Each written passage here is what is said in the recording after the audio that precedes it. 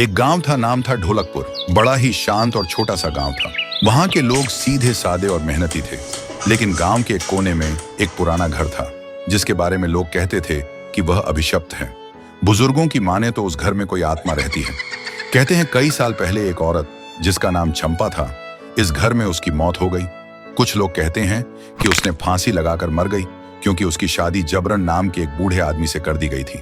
तभी से गांव वालों ने उस घर को बंद कर दिया।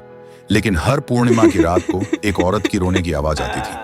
कई बार किसी ने उस औरत को सफेद पोशाक में देखा।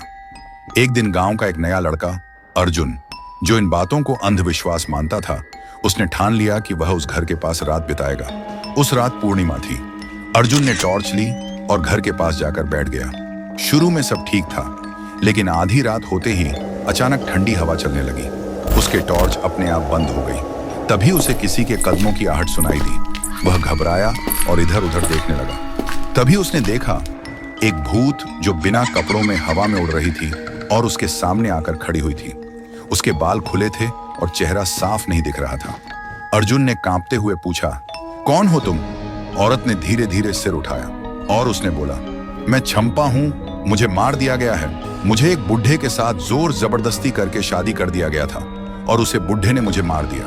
और अंत में कहा, मुझे न्याय चाहिए। और उसके बाद चंपा वहां से चल पड़ी। अर्जुन बेहोश हो गया और सुबह तक वह बेहोश पड़ा था। जब उसका होश आया तो देखा सुबह हो गया था। गांव वाले उसे बेहोशी देखकर उसके पास आया और पूछा कि क्या हुआ। रात में हुई पूरी घटना सबको बोल दिया। उसके बाद अर्जुन ने गांव छोड़ दिया और कभी वापस नहीं आया।